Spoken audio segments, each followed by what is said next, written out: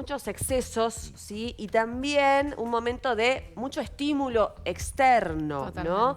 Y nos preguntamos qué pasa con las personalidades adictivas ante estos excesos que las fiestas invitan, la verdad, invitan. Está con nosotros Miguel Conocente, psicólogo especialista en adicciones. Gracias, Miguel, por venir. ¿Cómo estás? Buen día. Buen día, ¿qué tal? Hola, Miguel, ¿cómo va? Gracias por la Siempre invitación. es tan bonito recibirte porque nos ayudas a crecer, a entender y es un tema que tenemos que tratar, ¿no? Las adicciones en esta época del año que, como decimos, las fiestas invitan, lamentablemente, y está todo muy dado o muy al alcance de la mano. ¿Y qué pasa con esas personas que por allí sufren, ¿no? Ante tanto estímulo cerca? En realidad lo que tendríamos que pensar es que los momentos de festejo, estos momentos especiales, tienen más que ver con el abuso, con el uso indiscriminado, más que con las adicciones como tales. ¿Por qué? Porque para que se establezca una relación adictiva con algún objeto tiene que transcurrir un tiempo, ¿sí? No estamos hablando de un episodio, sino de algo que, bueno, que transcurre. Sí, obviamente en estas situaciones como estas fechas actuales estamos quizás un poco más expuestos, cada uno de nosotros, a cometer algún exceso, pero no por el hecho del contexto en sí, sino porque cada uno se desinhibe o puede dar rienda suelta a determinadas cuestiones propias con la excusa de que hay un festejo. Ajá. No sé si soy claro. El dicho este que dice el hábito hace al monje, uno podría decir, bueno, a veces es al revés, ¿sí? No es necesario que haya un festejo para que alguien haga algún uso indiscriminado de algo, para que alguien abuse de algún comportamiento, de alguna sustancia o de lo que fuere. Pero puede abrir una puerta en ese sentido, si bien es como decís vos, no es un episodio aislado el que va a generar, puede abrir una puerta para potenciar o al menos para sentir curiosidad respecto a algo si tengo una personalidad adictiva a lo que sea. Bueno, es que ahí yo justamente cuestionaría un poco, en parte, el concepto de personalidad adictiva. Bien. Porque no lo cuestiono yo, digamos, lo cuestiona la bibliografía. Si nosotros nos situamos en que estamos en una sociedad de consumo, en donde de una u otra forma vamos creyendo que la vida se trata de ir satisfaciendo nuestras necesidades a partir de alguna forma de consumo, allí van a aparecer determinados objetos que van a ser viabilizadores de eso, que de alguna manera nos dan la promesa, entre comillas, de la satisfacción plena. Sí. Esto para todos en general. Sí, sí. ¿Qué es lo que nos cuesta a nosotros? Soportar que esto no es. Claro. Porque no es. Vieron que cuando es, resulta que no era. Ese objeto nunca termina de alcanzar o de satisfacernos plenamente. ¿Por qué? Porque por estructura nosotros no vamos a estar satisfechos plenamente. Hay un concepto que es interesante, que es el concepto de deseo, que una vieja definición dice que es una corriente que arranca del displacer y apunta al placer. El deseo es lo que nos mantiene vivos. Por lo tanto, vamos transcurriendo de objeto en objeto, porque no se trata del objeto en sí como tal, sino que ahí hacemos pivot para poder relanzar el deseo. Claro, ¿Sí? claro. ¿Qué es lo que pasa cuando alguien tiene un consumo problemático? Algo de eso se detiene. No hay este discurrir entre determinados objetos, sino que creemos que nuestra satisfacción la va a dar determinado objeto y no otro. Podríamos decir, en la lógica del mercado, alguien que tiene un consumo problemático es el más obediente. Claro. ¿Sí? Porque va de objeto a objeto todo el tiempo buscando el objeto que supuestamente lo va a satisfacer. Pero hay un punto, cuando empieza a tener problemas, cuando hay alguna dependencia, donde hay un detenimiento. Entonces es ese objeto y no otro. Ahí es cuando tenemos... Un psicoanalista decía una cosa que estaba buena, decía, una adicción es alguien que se mete un chupetín en la boca y no se lo puede sacar. Claro. Es ese chupetín y no otra cosa. Nuestro placer está de alguna manera coagulado en ese objeto. Claro. Y ahí, entonces, vemos todas las conductas que se describen en los manuales, en los libros, ¿no? Que dicen, se empieza a retraer de las relaciones sociales, problemas en el desempeño laboral o en lo académico, lo social se empieza a restringir, por supuesto, si lo que está buscando es un único objeto. Claro, no existen otros para darle ese Se placer. achica, el mundo se achica. Pero lo que no hay que, no hay que olvidarse es que, ¿por qué se achica el mundo? Porque ese objeto da una satisfacción. Claro. O sea, hay una eficacia. Claro. Lo que habrá que ir a buscar entonces es qué le pasa a este sujeto en particular que ha hecho de este objeto algo privilegiado. Por eso decía que yo que de alguna manera hay que cuestionar el concepto de personalidad adictiva. Porque si uno va y si uno lee las características, son fantásticas. Léanlas en internet cualquiera. Dice, personas dependientes. Todos somos en alguna medida dependientes, no somos autosuficientes. De hecho, nacemos como dependientes, somos el único bicho por la faz de la Tierra que si no hay un otro de los primeros cuidados nos morimos. Pero ¿qué pasa en cuanto a las fiestas, Miguel? Y lo llevo mucho a lo terrenal. Sí. Me sitúo en la noche del 31. Vos tenés una adicción y te sentás al lado de un familiar, digo, ¿no? Mucha bebida alcohólica y siempre está el que, dale, servite un poquito más. Dale, esta copita, ¿qué te va a hacer una copita más? Y si la persona está enferma y tiene una adicción, digo, eso no colabora claramente. Porque Claro. a mí si me decís, lo charlaba en una mesa tiempo atrás, yo a un amigo le digo, no fumes, no tomes. Digo, yo ante una persona que veo que está en una adicción. Pero hay gente, lo he escuchado, todo lo contrario. Si te gusta el cigarrillo, fuma. Si te gusta la bebida, toma. Si te gusta drogarte, drogate. Entonces decís, en una persona que está perdida a lo mejor, es tremenda la situación de la mesa de la fiesta, de encontrarte con gente que no te ayuda para nada. A ver, dale.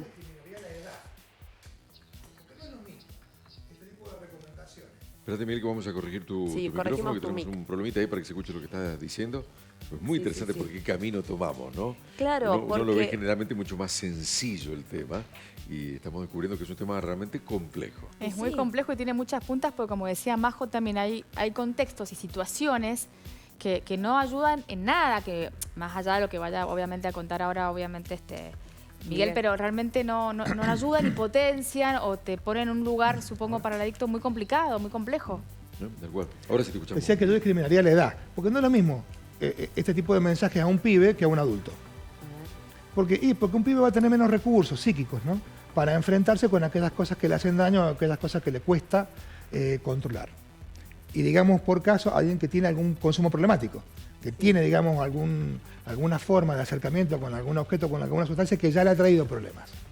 Si es un pibe, bueno, es importante que haya alrededor una red familiar que pueda ayudar, contener, acompañar en el proceso.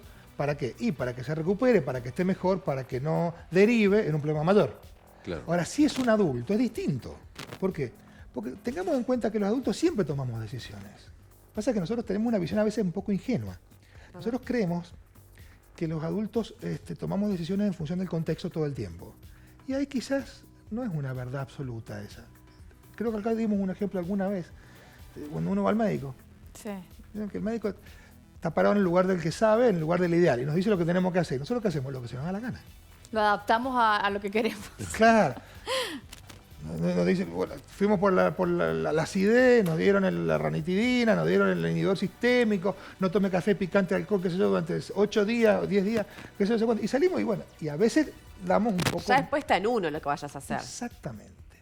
Porque los sujetos tomamos decisiones. Y me parece que esto es importante discriminarlo en relación con los consumos problemáticos o con el acercamiento a determinadas sustancias. ¿Por qué? Porque la gente no es ingenua. La gente sabe. Nadie se fuma un pucho para correr más rápido. La gente sabe que la información circula, no es como en otras épocas, que la información quizás era más compleja de obtener, etc. No, la gente hoy en día va a buscar precisiones en los objetos. Pero no tenés que estar muy bien parado para en una mesa, si sos lamentablemente alcohólico, y te sentás, pues nos vamos a sentar todos a la mesa el 31, y te encontrás con la variedad de lo que se te ocurra. Si tenemos No sé, un familiar alcohólico, es importante que en la mesa no haya alcohol. Digo, esto es la red familiar de cuidado de la que estábamos hablando. ¿Por qué?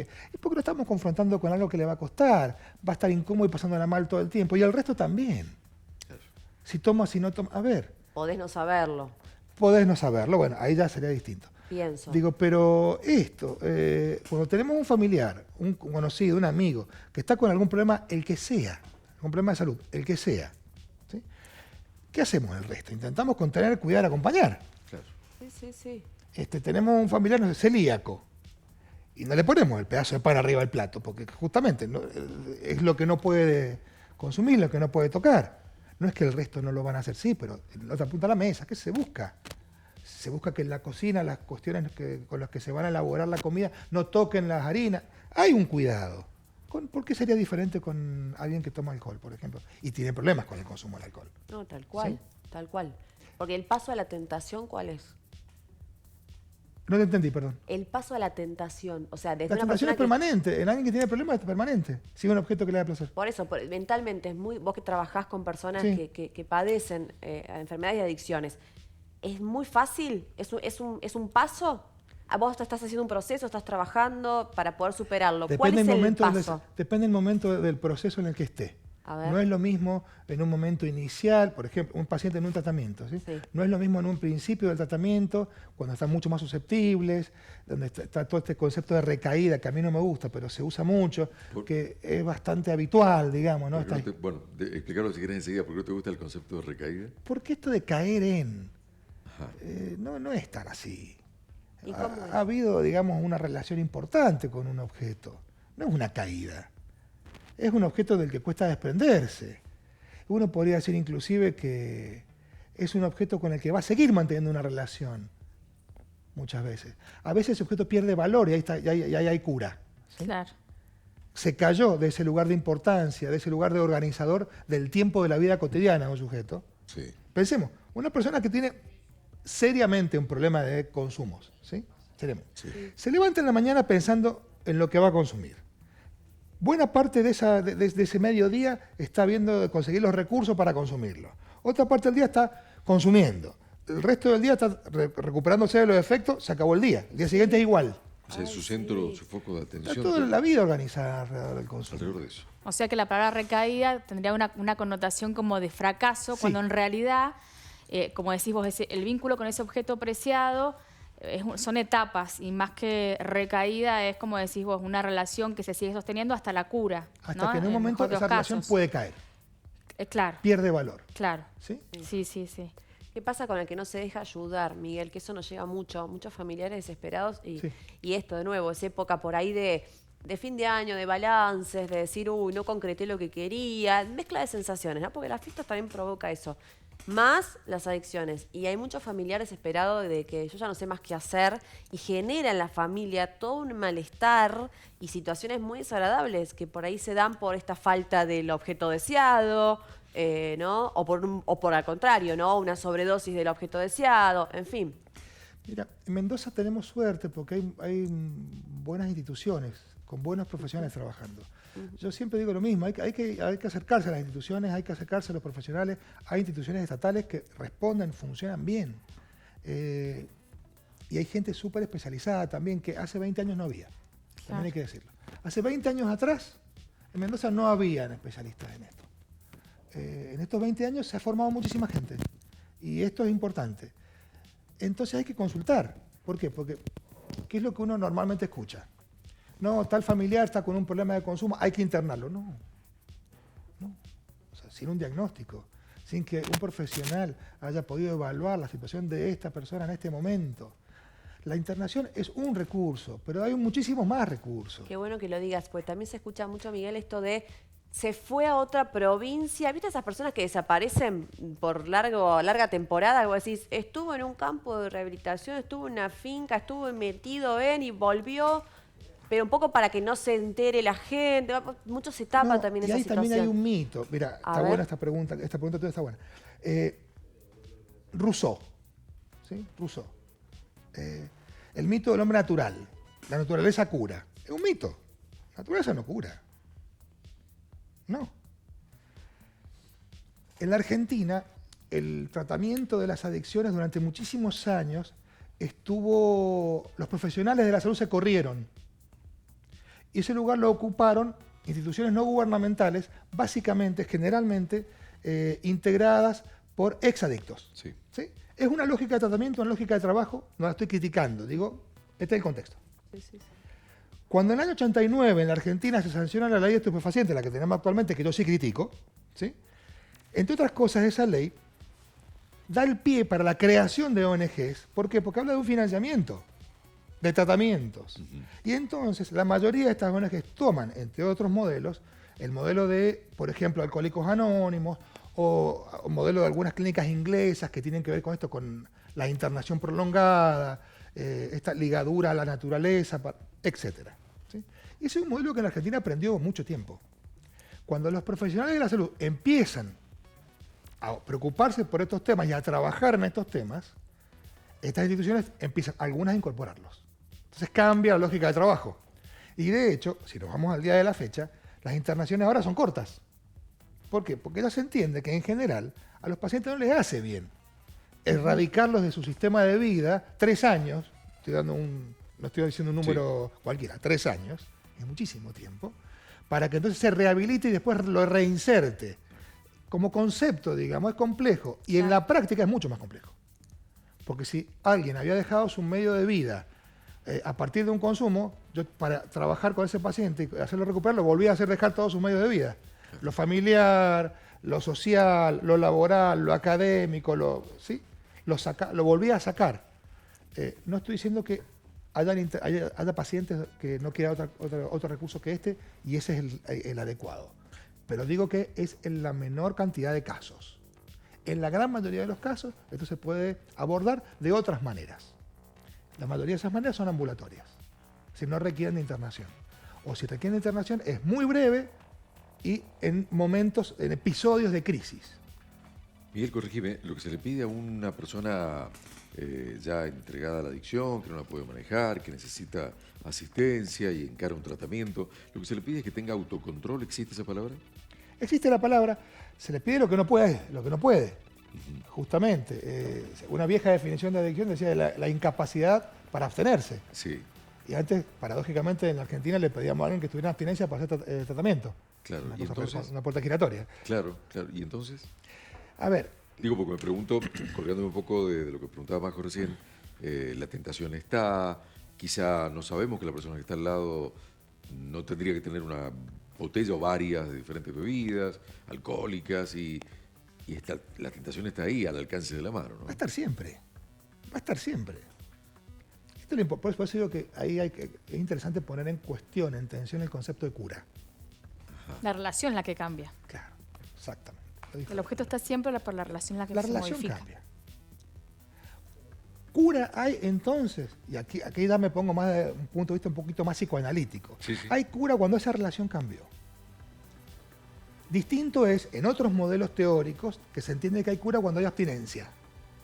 Claro. Muchas veces la abstinencia mantiene el objeto en el mismo lugar.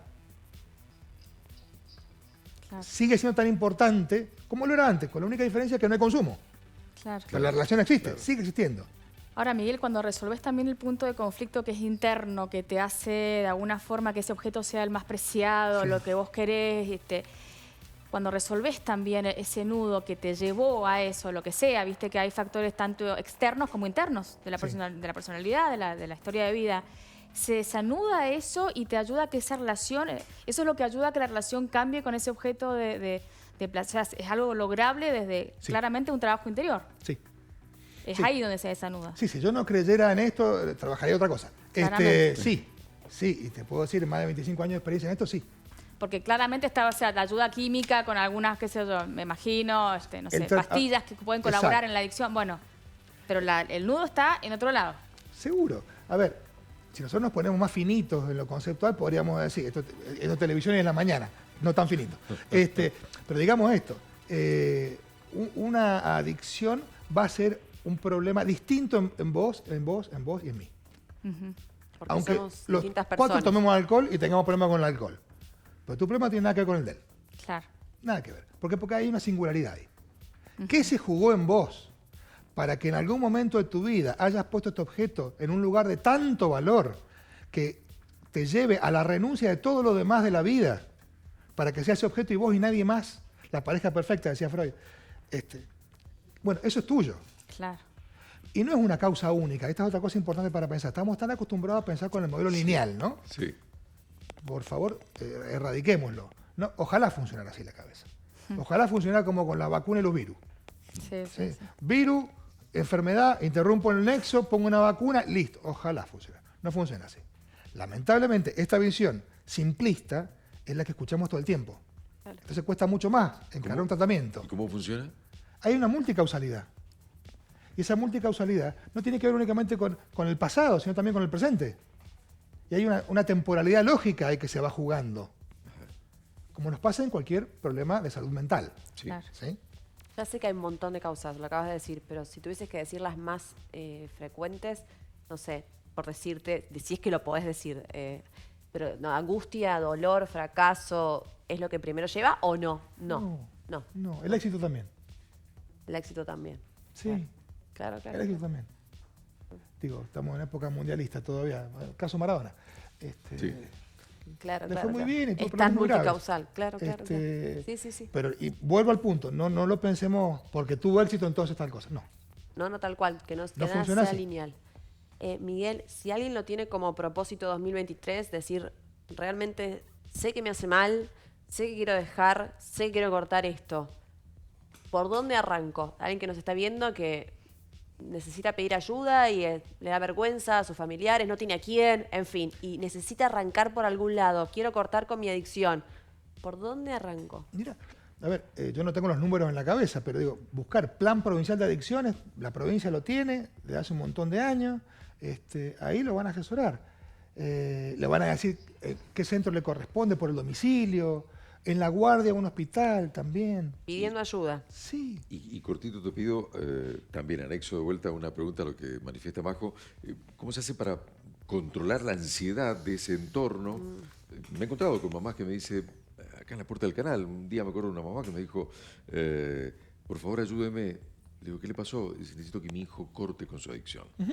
¿No? Digo, ¿cómo se maneja la ansiedad o esa espera del familiar que quiere resultados pronto? No existen los resultados pronto. Esto hay que decirlo así, de arranque. Aunque a veces sí suceda. ¿Sí? Pero tiene que ver con la excepción. En general estamos hablando de procesos largos para que alguien tenga un consumo problemático real. Okay. Por lo tanto, también el abordaje requiere de tiempo. Y nosotros justamente, miren, terminamos en una lógica adictiva a todos los de alrededor. ¿Por qué? Porque una persona que tiene problemas de consumo, la verdad es que el consumo le resuelve algo. Ajá. ¿Sí? Tuvo problemas en el trabajo, problemas con la pareja, llega a la casa, se toma una botella de vino y se le pasaron los problemas. Esa instantaneidad es la que después tenemos de los familiares alrededor demandándonos a nosotros, los profesionales. Bueno, pero hace un mes que está trabajando y todavía no, hace 40 años que está con una adicción. Bien, clarísimo. ¿Se entiende? Clarísimo. No hay totalmente. magia en esto. Sí. Y lo digo a propósito, y termino, pero todos aquellos tratamientos que se enarbolan como mágicos, son falsos, no existen, es mentira. No se trabaja así. Los resultados tienen que ver con un compromiso subjetivo con el tratamiento y muchas veces con una red familiar que apoye y acompañe y dé espacio a esto. Si no, es muy difícil. Clarísimo siempre. Un gusto siempre. Bonita llegada al fin de año, Miguel. Muchas gracias, igual para ustedes. Que esté muy bien. Felicidades. Gracias. Muchísimas gracias.